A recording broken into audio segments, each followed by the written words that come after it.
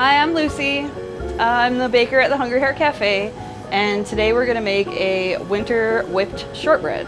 So this recipe is based on an almond spritz cookie. I found it in a traditional Swedish cookbook, but the spritz cookie originates from Germany. The recipe's been altered a little bit, and we can go through the method. So the first step with any cookie, most cookies, is to start with soft butter. You want it to be at room temperature, and you put that into your mixing bowl. And whatever sugar you're going to use, today we're using confectioner sugar, or icing sugar. And you put that in there with the butter. And for whipped shortbread, you're going to use a whip. You put that in there and set her all up.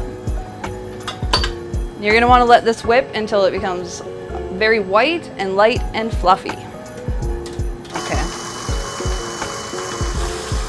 Every once in a while, you're going to want to stop your mixer, take everything out, and give the bowl a good scrape just so everything gets in there really nice. And then put it back on.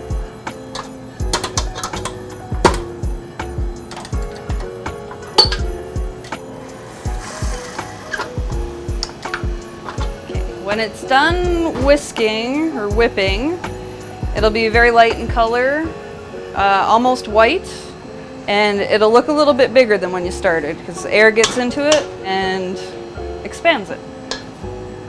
So the next thing you do is you're going to take 2 egg whites, and while it's whipping, after you scrape the bowl, you're going to put your egg whites in there and let it mix just a little bit more.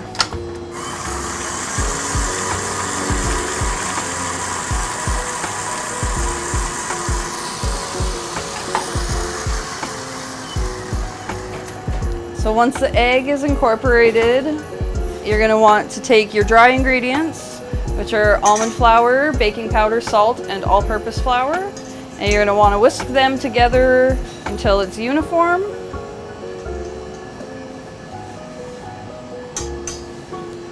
And with your mixer running, you're just going to add a little bit at a time until it's all incorporated.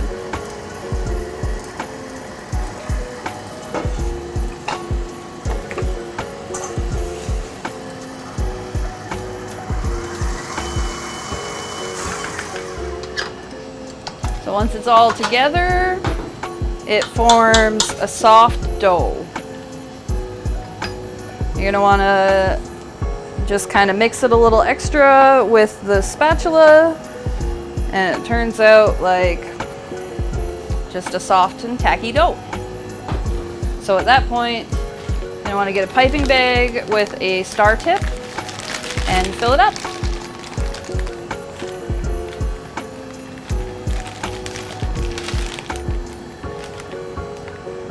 So something I like to do to make sure that my piping is clean and consistent is I draw some circles on the back of a piece of parchment paper. You can use a cookie cutter or glass, anything really that's a circle, and draw it on the parchment paper, but make sure it's marker side down so the marker doesn't get in your cookie. And all you're going to want to do is trace that circle with your piping bag.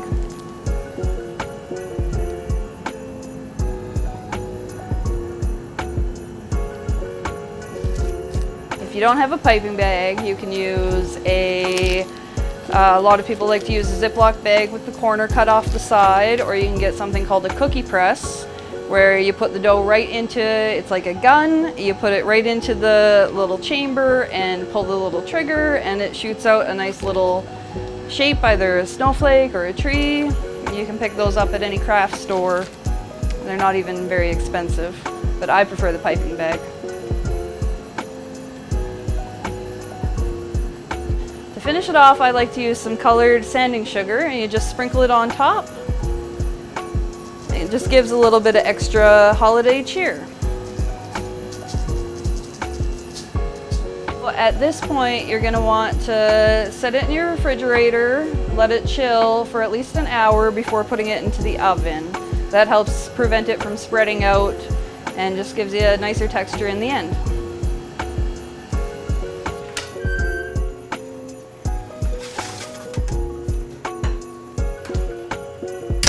So these are fresh from the oven now. As you can see, they're a little bit bigger than when they went in the oven. That's it. Enjoy.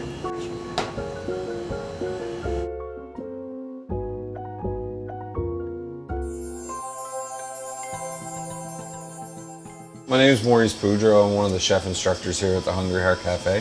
2020 has been a really tough year in the restaurant industry and pretty tough year overall for many.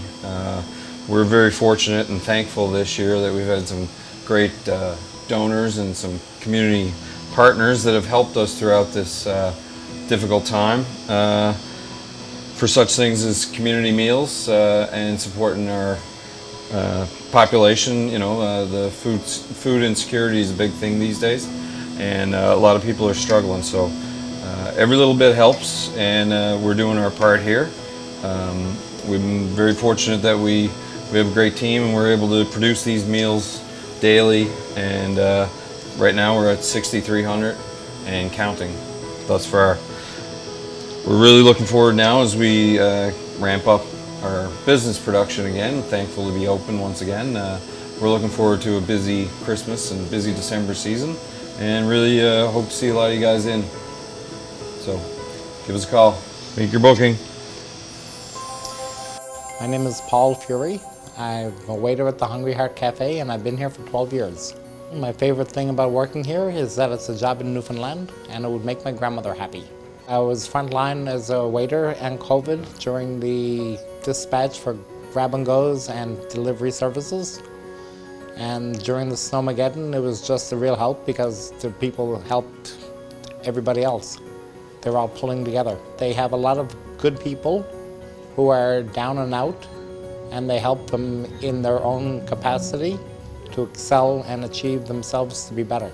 And they have a way of dealing with the individual as an individual and not just a number. I was on the streets before I came to Stella Circle, and when I got to Stella Circle, they gave me an apartment and a job to get off the streets. What Light Up Hope means to me is that tomorrow can always be brighter.